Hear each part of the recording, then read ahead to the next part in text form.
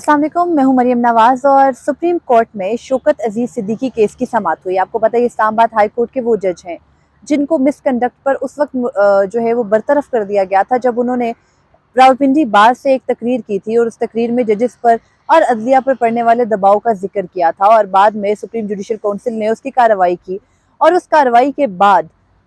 ये कुछ नाम अदालत के सामने रखे गए। फैज़ हमीद का नाम था, कमर जावेद बाजवा का नाम था, उसके अलावा ब्रिगेडियर इरफान रामे का नाम था और दीगर भी कुछ नाम थे जिनमें साबिक chief justice Islamabad high court और साबिक रजिस्ट्रार सुप्रीम कोर्ट शामिल हैं। इन तमाम अफराद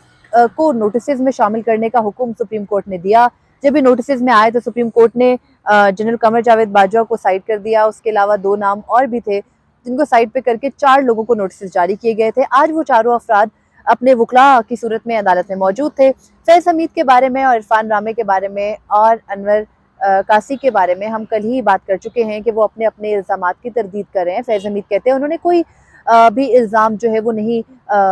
कोई भी उन्होंने दबाव नहीं डाला था शौकत अजीज सिद्दीकी पे। वो कहते हैं शौकत अजीज सिद्दीकी के जो इल्ज़ामात हैं वो फैब्रिकेटेड हैं, वो मुख्तलिफ वाक़यात को तोड़ मरोड़ के पेश कर रहे हैं। उसके अलावा उनका ये कहना है कि ये फजूल के और बिला जवाज़ तनकीद है या बिला जवाज़ इल्ज़ामात हैं जो कि फैज़ हमीद पर लगा रहे हैं। यही जवाब ब्रिगेडियर इरफान रामे का भी है। इन दोनों के वकील आज ख्वाजा हारिस चीफ जस्टिस कादी फरीसा की सरबराही में 5 रुकनी लार्जर बेंच के सामने पेश हुए तो उन्होंने ये जो गुज़िश्ता रोज़ जमा कराए गए जवाबात थे उनसे मुतालिक अदालत को मतला किया और उसके बाद अदालत के सामने एक नया मामला खुल गया। आपको पता है जो तमाम तरह इल्ज़ामात हैं उनकी तरदीद कर दी गई है। तो अब इन तरदीद की सूरत में यानी अगर तो कोई कहता कि हाँ शौकत अजीज सिद्दीकी के इल्ज़ामात दुरुस्त हैं तो अदालत के लिए थोड़ा ईजी हो जाता, लेकिन जब ये कह दिया गया कि नहीं जवाबात दुरुस्त नहीं है तो फिर कौन सा फरीक सच कह रहा है, यानी शौकत अजीज सिद्दीकी दुरुस्त कह रहे हैं या फिर फैज़ हमीद, ब्रिगेडियर इरफान रामे या फिर जो अनवर कासी हैं chief justice Islamabad high court के रिटायर्ड वो, या फिर जो अरबाब आरिफ हैं सुप्रीम कोर्ट के साबिक रजिस्ट्रार वो सच कह रहे हैं। अदालत ने ये फैसला करना है। अदालत ने 4 सवालात बेसिकली अपने ऑर्डर में फ्रेम किए हैं और ये कहते हुए फैसला महफूज किया है कि इन पॉइंट्स के ऊपर अदालत को जवाबात जमा कराए जाएं तो अदालत अपना फैसला देगी। और वो सवालात ये हैं कि क्या सुप्रीम जुडिशल काउंसिल ने शौकत अजीज सिद्दीकी के खिलाफ कार्रवाई की थी, इंक्वायरी की थी, और अगर इंक्वायरी की थी तो क्या वो दुरुस्त तरीके से इंक्वायरी हुई थी, नंबर 1। नंबर 2 ये कि शौकत अजीज सिद्दीकी जब 30 जून 2021 को 62 साल की उम्र को पहुंच चुके, जो कि किसी जज की, हाई कोर्ट के जज के लिए मैक्सिमम एज लिमिट है, तो उसके बाद अब क्या सुप्रीम कोर्ट फैसला दे उनके हक में तो वो बहाल हो सकते हैं या उनको कोई फ़ायदा पहुंचाया जा सकता है। तीसरा सवाल ये पूछा गया है कि अगर सुप्रीम कोर्ट अभी ये जो मामला है सुप्रीम जुडिशल काउंसिल वाला, इसमें अगर कंडक्ट को, कार्रवाई को देख रही है तो फिर क्या ये मामला सुप्रीम जुडिशल काउंसिल को भिजवाया जा सकता है वापस कि वो इंक्वायरी कर ले। और चौथा सवाल ये पूछा गया है कि शौकत अजीज सिद्दीकी की जो तकरीर थी, अगर वो तकरीर उन्होंने की है, वो एडमिटेड तकरीर है, तो क्या ये मिसकंडक्ट है या नहीं है। इन 4 सवालात के ऊपर अदालत ने आज फैसला महफूज किया है। यानी शौकत अजीज सिद्दीकी के मामले में अदालत कहीं ना कहीं ये तो कन्विंस्ड है कि उनकी जो बरतरफी है उसको ख़त्म करके उनको रिटायरमेंट का जो है वो स्टेटस दिया जाए ताकि उनकी पेंशन और मराहत बहाल हो। लेकिन अदर हैंड पे, दूसरी तरफ पे सवाल ये है कि वो आर्टिकल 184(3) की दरख्वास्त में आए हैं और ऐसे में उन्होंने ये बताना है कि क्या एक जज जो कि जिस पर के दबाव था उस वक्त फैज़ हमीद जो कि डीजीसी थे, उन्होंने क्या वाकई ही एक जज के ऊपर ये दबाव डाला कि इन सियासतदानों के केसेस ख़त्म कर दो और इन सियासतदानों को इलेक्शन से पहले साइड पे कर दो ताकि अदलिया के ऊपर दबाव डाल के इंतखाबात अपनी मर्जी से करा सके इस्टेब्लिशमेंट। ये जो इल्ज़ाम है, इस इल्ज़ाम को सेटल करने के लिए ये तमाम तर जो मामला ये इंपॉर्टेंट है और चीफ जस्टिस कादी फरीसा ये कहते हैं कि इसकी इंक्वायरी होनी चाहिए। चीफ जस्टिस कादी फरीसा के साथ इस वक्त जो बेंच में इंक्वायरी के फेवर में मेजॉरिटी है वो जस्टिस जमाल मंदोखिल और जस्टिस अमीनुद्दीन खान की है, जबकि जस्टिस हसन नज़र रिजवी और जस्टिस इरफान सादत ये सवालात कर रहे हैं कि जब एक जज ने मिसकंडक्ट किया, उसने एक तकरीर की और पब्लिकली की, उसको एडमिट किया और सुप्रीम जुडिशल काउंसिल ने शौकत अजीज सिद्दीकी के खिलाफ कार्रवाई कोई मालूमात मिलने पर नहीं की थी, बल्कि जो सेक्रेटरी थी उस वक्त के जो रजिस्ट्रार थे अरबाब आरिफ, उनके एक नोट के ऊपर सुप्रीम जुडिशल काउंसिल ने कार्रवाई का आगाज़ किया। तो क्या सुप्रीम जुडिशल काउंसिल के पास अगर खुद कार्रवाई का, तो क्योंकि आपको पता है कानून के तहत इख्तियार है, तो क्या वो उसके अंदर उनको इंक्वायरी भी करना थी, या फिर जब एक तकरीर है वो एडमिटेड है, वो कहते हैं मैंने तकरीर की है, मैंने तकरीर में ये सब कुछ कहा है, इससे वो मना नहीं करे, तो फिर इन दो जजेस का ये मौक़िफ़ है कि क्या वो जज के मिसकंडक्ट में नहीं आता कि आपने पब्लिकली जाके ये बातें कर दी जो कि आपको नहीं करनी चाहिए थी। जबकि दूसरी जानिब जस्टिस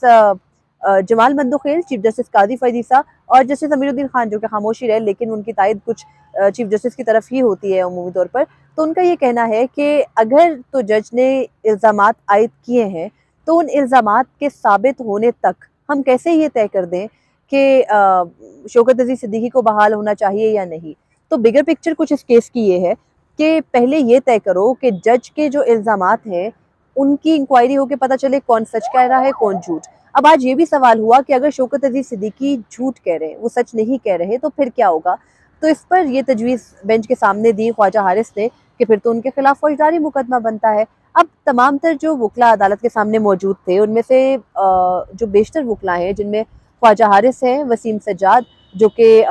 साबिक chief justice Islamabad high court Anwar कासी के वकील थे, उसके अलावा तीसरे जो वकील थे वो सलाहुद्दीन अहमद थे जो कि सिंध बार और इस्लामाबाद बार की तरफ से शौकत अज़ीज़ सिद्दीकी में केस में ये दरख्वास्त लेकर आए थे कि जो उनके इल्ज़ामात हैं उनके ऊपर कमीशन बना के उनकी तहकीकात कराई जाए। तो इन तीनों वकला का ये मौक़िफ़ था कि सुप्रीम कोर्ट को इस मामले को, जो कि शौकत अज़ीज़ सिद्दीकी का मामला है, इसको खुद ही देखना चाहिए, क्योंकि एक जज जो कि ओहदे से हट चुका, अब उसके खिलाफ कार्रवाई करने का हक सुप्रीम जुडिशल काउंसिल को नहीं है। लेकिन अटॉर्नी जनरल ने अदालत को ये बताया कि वो आफिया शहर बानो केस जो कि मज़ाहिर अली अकबर नकवी की सुप्रीम जुडिशल काउंसिल में भी टेकअप हुआ था, उस केस में वो कहते हैं कि हमने अपील दायर कर दी है, और तो वफाकी हुकूमत ने जो अपील दायर की है उसको भी अगर इसके साथ ही मिला के सुन लिया जाए तो फिर ये थोड़ा अदालत के लिए ईजी हो जाएगा डिसाइड करना कि क्या सुप्रीम जुडिशल काउंसिल रिटायर्ड जजेस के खिलाफ भी कार्रवाई करने का इख्तियार रखती है या नहीं। अगर तो नहीं रखती तो फिर सुप्रीम कोर्ट डिसाइड करेगी, और अगर सुप्रीम जुडिशल काउंसिल रिटायर्ड जजेस के खिलाफ भी जो पेंडिंग शिकायत होती हैं उन पर फैसला करने का इख्तियार रखती है और ये कोर्स डिसाइड हो जाता है सुप्रीम कोर्ट के बेंच से, तो फिर उसके बाद शौकत अज़ीज़ सिद्दीकी का केस भी वहीं चलेगा, यानी सुप्रीम जुडिशल काउंसिल में चलेगा। आज चीफ जस्टिस काजी फरीद ईसा ने सुप्रीम जुडिशल काउंसिल से मुतालिक कुछ अहम रिमार्क्स किए और ये कहा कि वो एक आइनी बॉडी है जिसको इख्तियारात आइन देता है, और आइनी इख्तियारात हासिल होने की सूरत में कैसे हम जो है वो ये कर दें कि हम एक नया कमीशन बना दें, जबकि कमीशन बनाने का जो इख्तियार है वो वफाकी हुकूमत के पास है और सुप्रीम कोर्ट के पास नहीं है।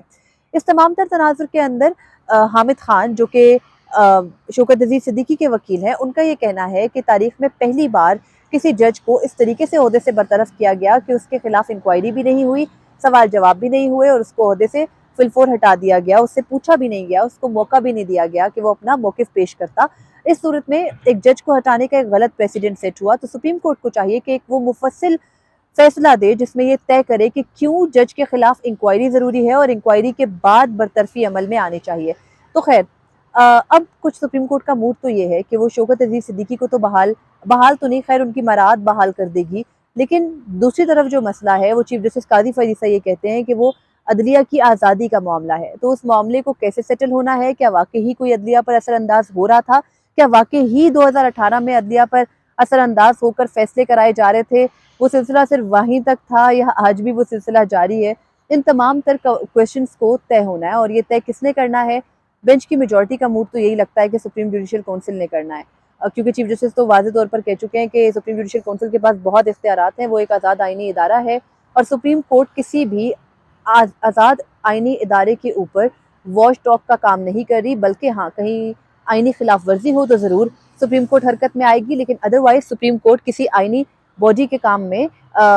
इंटरफेरेंस नहीं करना चाहती। ये आज चीफ जस्टिस ने वाज़ेह कर दिया, लेकिन स्टिल अभी जवाबात जमा होंगे और जवाबात जमा होने के बाद सुप्रीम कोर्ट चाहेगी तो दोबारा समाअत करेगी, वरना अपना महफूज फैसला सुनाएगी। तो शौकत अज़ीज़ सिद्दीकी केस के अंदर अब अगर तो ये मामला जाता है सुप्रीम जुडिशल काउंसिल के सामने, तो फिर फैज़ हमीद समेत जितने किरदार हैं उनको बुलाकर सुना जाएगा, और फिर आपको पता है वो उस तरह का मामला चलेगा जिस तरह से सुप्रीम जुडिशल काउंसिल में चलता है कि शिकायत गुजार आते हैं, विटनेसेस कॉल किए जाते हैं, जिन पर इल्ज़ामात है उनको सुना जाता है ज़ाती हैसियत में। तो अगर तो ये होती है और ये ओपन होती है तो फिर तो ये बहुत इंटरेस्टिंग होगा, लेकिन अगर ये बंद कमरों में होती है तो फिर आप और मैं सिर्फ मफरूज़े बनाते रहेंगे, कहीं से इन्फॉर्मेशन मिलेगी जमा कर देखेंगे, हक़ाइक़ को क्रॉस चेक करेंगे। तो खैर ये तमाम तर चीज़ें बात की बात है।